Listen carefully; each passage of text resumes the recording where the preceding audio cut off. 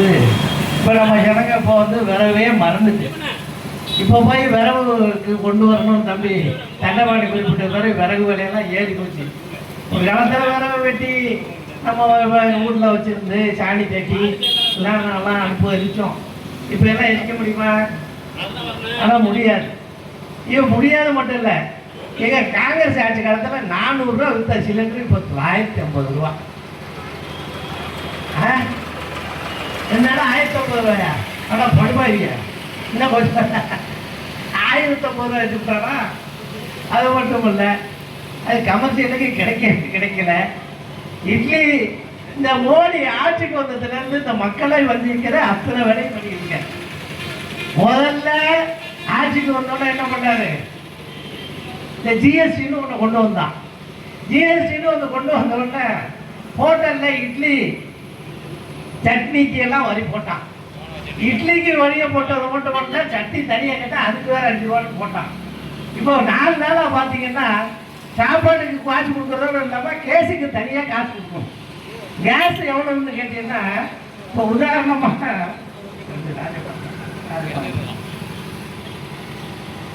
நம்ம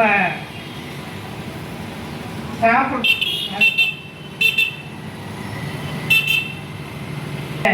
நேற்று என் தம்பி ஒருத்தன் போய் ஹோட்டலில் சாப்பிட்ருக்கான். சாப்பிட்ட உடனே இட்லி பில்லு அனுப்ப சொன்னேன். எவ்வளோ சாப்பிட்டான்னா, சாப்பிட்டதோட விடலை. அவன் சாப்பிட்டதுக்கு பில்லை கொடுத்துட்டு கீழே பார்த்துருக்குறான். கேஸுக்கு 45 ரூபான்னு போட்டிருக்கான். சாப்பிட்டதுக்கு பில்லு தெரிய, கேஸுக்கு தெரிய.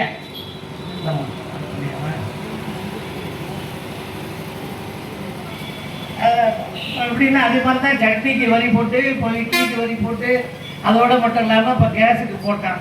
இது இப்போ அந்த தகவலாம் பேசிடுச்சு. இந்த நாட்டில் வளைகுடா நாட்டில் வந்து சண்டை ஆரம்பிச்சு 1.5 மாதம் ஆச்சு. தொடர்ந்து அங்கே சண்டை பிரச்சனை நடந்துட்டு இருக்கு. இதெல்லாம் மோடி பண்ணாருன்னு தம்பி முருகன் தெளிவாக சொன்னார். அங்கங்கே சண்டை நடந்தால் என்ன பண்ணணும்? ஊரில் சண்டை நடந்தது கடை சாத்தணும் போனோடனே வீட்டுக்கு தேவையான ஜாமெல்லாம் நம்ம வாங்கி வைப்போம்ல. இப்போ ஒன்றில் நம்ம கட்சியெல்லாம் இன்னைக்கு கடை அடைப்போம் அப்படின்னு சொன்னால் முதல் நாளே ஜாமான் வாங்கி வச்சுருவோம். என்ன அதே மாதிரி கொரோனாவில் ஒரு நாள் கடை திறக்கிறாங்கன்னா எல்லா ஜாமானும் வீட்டில் வாங்கி வச்சோம்ல. இவன் என்ன பண்ணுவான்னா, இதெல்லாம் பார்க்கறது இல்லை. இவன் எப்படியாவது இந்த லைட் எரிய சொல்லி சொன்ன மாதிரி கொரோனா வந்த போது வீட்டில எல்லாம் சாயந்தரம் 6 மணிக்கு மேலே விளக்க முடியுங்க, 5 மணிக்கு மேலே கையை தட்டுங்க, கொரோனா போயிடும்னா. நீயாவது கொரோனா போடுச்சா? ஒரு ஊர்லேயும் கொரோனா போகல. ஆனால் அப்படி மோசமான ஒரு ஆட்சியை நாட்டில் நடத்தி கொண்டிருக்கிறார்கள் பிரதமர் மோடி அவர்கள். மோடி நடத்துறதுக்கு இங்கே இருக்கிற எடப்பாடி உறுதுணையாக இருக்கிறார். இவருக்கு மட்டும் இவங்க கட்சியில் இருக்கிறவங்களுக்கெல்லாம் கேஸ் சிலிண்டர் தேவை இல்லையா? ஏதோ திமுக கூட்டணிக்கு மட்டும்தான் கேஸ், எங்கள் வீட்டு பொம்பளையோ மட்டும்தான் கேஸில் சமைக்குதா? உங்கள் வீட்டு பொம்பளையோ கேஸில் சமைக்கலையா? உங்களுக்கு அந்த அக்கறை இல்லையா? நீ கேட்க வேண்டாமா? இந்த நாளைக்கு இப்போ 4 மணிக்கு தேர்தல் அறிவிக்க போகிறான். தேர்தல் அறிவிக்க போகிற நாட்டில் மோசமான நிலையில் இந்த கேஸு, இது கேஸு கூட இருக்குது. ஆனால் கொடுக்கறதுக்கான அந்த கம்ப்யூட்டரை லாக் பண்ணிவிட்டான். அதை புக் பண்ண முடியாது, கொடுக்க முடியாது, வாங்க முடியாது. அப்படியே கொண்டு போய் கேஷை கொடுத்தா தான் அது பதிவு இறக்கம் பண்ண முடியல.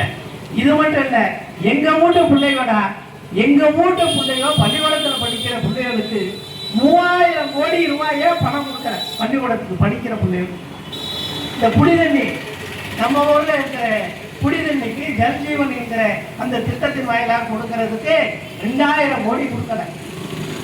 குடிக்கிறதுக்கு தண்ணிக்கு காசு கொடுக்கல. 100 நாள் வேலை திட்டத்துக்கு ஏறத்தாழ 3700 கோடி ரூபாய் கொடுக்கல.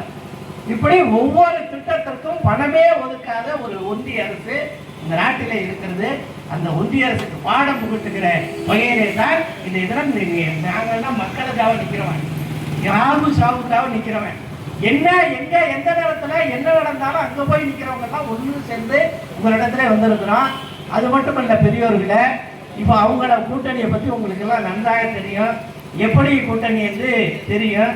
அதை ஊழலுக்காக ஆட்சியை இழந்து ஓட்டு போடலாமா? ஆட்சியில் மிகப்பெரிய ஊழலை நடத்திய ஒரு கட்சியோடு இணைந்து கொண்டு ஒன்றியத்தில் இருக்கிற மதவெறி பிடிக்கும். இந்திய நாட்டுடைய பிரதம அமைச்சராக இருக்கிறவர் இந்த நாட்டில் பதவியேற்பு எடுக்கிற போது நான் யாருக்கும் எந்த விதமான இதுவும் இருக்க மாட்டேன், எல்லாருக்கும் ஒற்றுமையாக தான் இருப்பேன் அப்படின்னு தான் பதவி ஏற்றுக்கணும். இந்திய இறையாண்மைக்கு கட்டுப்பட்டவனாக இருக்க வேண்டும். இறையாண்மையோட ஆட்காணி நாங்கள் அண்ணன் தம்பி மாமா மச்சனா இருக்கிறோம். அது எஸ்டிபிஐயா இருந்தாலும் சரிதான், அது தமுமுகவாக இருந்தாலும் சரிதான், இஸ்லாமியர்களும் இந்துக்களும் அண்ணன் தம்பிகளாக மாமா மச்சான்களாக இன்னும் பெருமையோடு சொன்னால் எல்லா விசேஷங்களுக்கும் 2 பேரும் ஒன்னாதான் இருக்கும். எங்களை பிரிச்சு விட்டு வேடிக்கை பார்க்கலாங்கிற வேலையில ஒரு பணியினை தொடர்ந்து இருக்கிற இந்த மோடிக்கு பாடம் கொடுக்கிற வகையில் இந்த இதெல்லாம் முதல் கட்டமாக ஒரு ஆர்ப்பாட்டத்தை இந்த இயக்கத்தை தொடங்கி இருக்கிறோம். அன்புக்குரிய தாய்மார்களே, இந்த ஆட்சி தொடரப்படாது, தொடராமல் இருக்க வேண்டும். உங்களுக்காக இயக்கம் நடத்திக் கொண்டிருக்கிறார். உங்களுடைய தேவைகளை பூர்த்தி நாங்களாம் தான் கேட்கிறோம். எங்க உள்ள அடிச்சுக்க விட்டா கூட முதல்